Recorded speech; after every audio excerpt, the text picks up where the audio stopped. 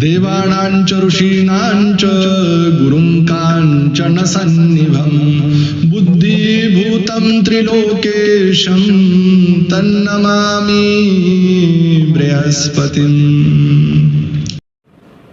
नमस्कार, मी ज्योतिष महागुरु डॉक्टर पंकज शास्त्रीजी घेवारे आपल्या सर्वांचं त्र्यंबकराज ज्योतिष या यूट्यूब चॅनलमध्ये मनापासून स्वागत करतो. मित्रांनो, आज आपण गुरुग्रहाचं होणारं महाराशी परिवर्तन या विषयाची माहिती घेणार आहोत आणि हे राशी परिवर्तन झाल्यानंतर कर्क राशीच्या जातकांवरती होणारे परिणाम या विषयाची ही अत्यंत सखोल माहिती असणार आहे.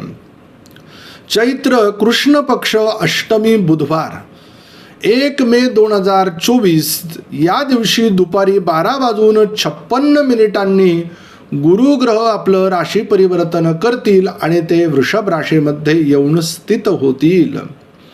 कर्क राशीच्या लोकांना ते 11व्या स्थानातनं आपले फल देतील, म्हणजेच ते 11वे असतील. मित्रांनो, एक महत्त्वाची सूचना, आपण जर आमच्या चॅनलला सबस्क्राईब केलं नसेल तर सबस्क्राईब करा, लाईक करा, बेल आयकॉनचं बटन दाबा, व्हिडिओला जास्तीत जास्त शेअर करा, कमेंट्स करा. आपल्या काही समस्या असेल, अडचणी असेल, स्क्रीनवरती दिलेल्या नंबरवरती संपर्क करून आमच्या टीमशी बोलून माझ्याशी बोलण्याची वेळ निश्चित करा. आपली समस्या आपण सोडवू शकाल, ही गोष्ट नक्की. मित्रांनो, गुरुग्रह म्हटलं की 12ही राशींवरती त्यांचे विशेष परिणाम आपल्याला पाहायला आणि अनुभवायला मिळत असतात. गुरुग्रह 1 वर्षांनी म्हणजेच 12 ते 13 महिन्यांनी ते आपलं राशी परिवर्तन करत असतात आणि प्रत्येक राशींवरती त्यांचे परिणाम आपल्याला पाहायला आणि अनुभवायला मिळतात. याचं कारण असं की ते देवांचे गुरु आहे.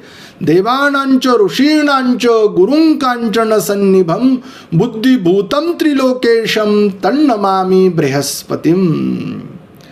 गुरु महाराज कर्क राशीच्या लोकांसाठी गुरु महाराज 11व्या स्थानातनं आपल्या विशेष करून ते दृष्टी टाकायला सुरुवात करणार आहेत.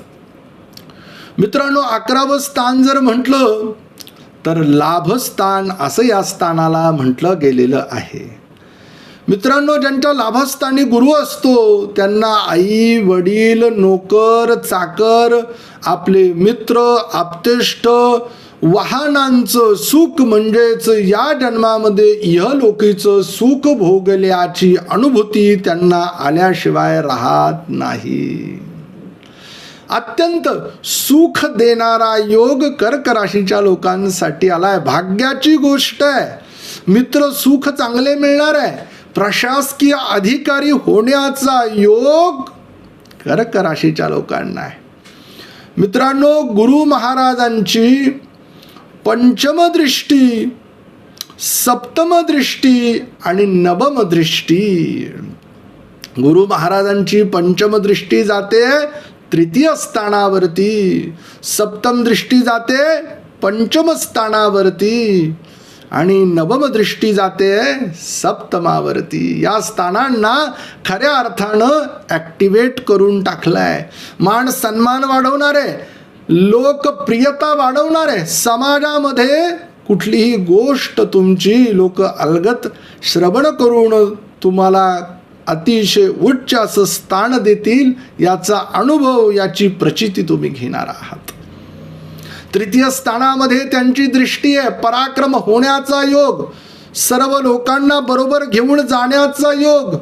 बहीण असेल, भाऊ असेल, आजूबाजूचे लोक असतील, याचबरोबर आपल्या पत्रिकेमध्ये मंत्री खासदार आमदार होण्याचा योग, चांगला एखादा चित्रपट मिळण्याचा योग, संगीतामध्ये तज्ज्ञ होण्याचा योग, शिल्पशास्त्रज्ञ होण्याचा योग, यांसारख्या अनेक गोष्टींची प्राप्ती करून देणारा योग आहे.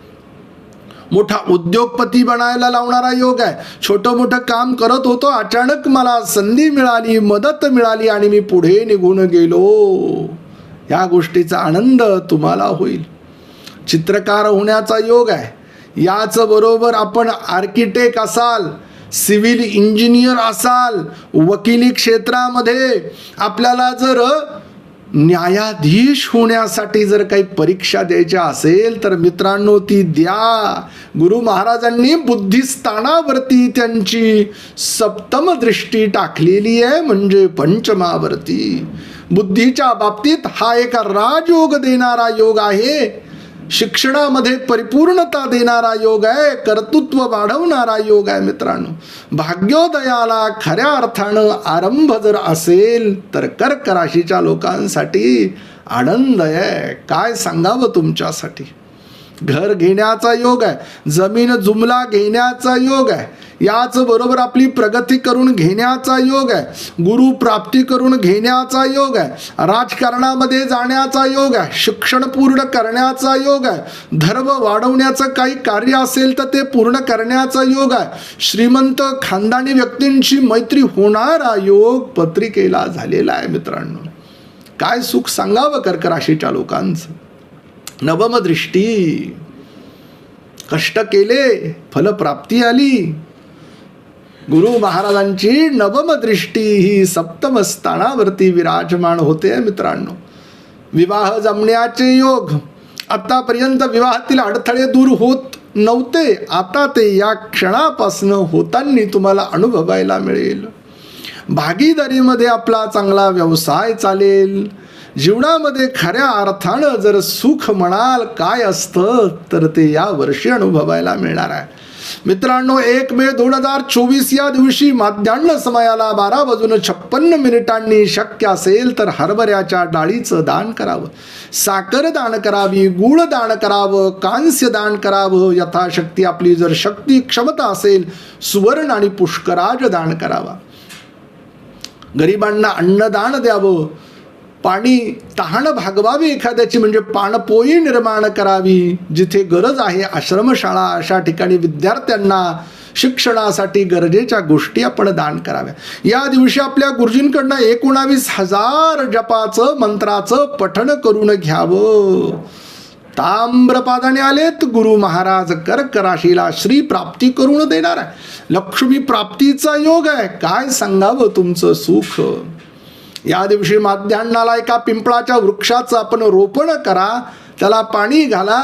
खऱ्या अर्थानं गुरु महाराज तुमच्यावरती कृपा केल्याशिवाय राहणार नाही. लवकर भेटू पुढील व्हिडिओमध्ये. तोपर्यंत सर्वांना नमस्कार.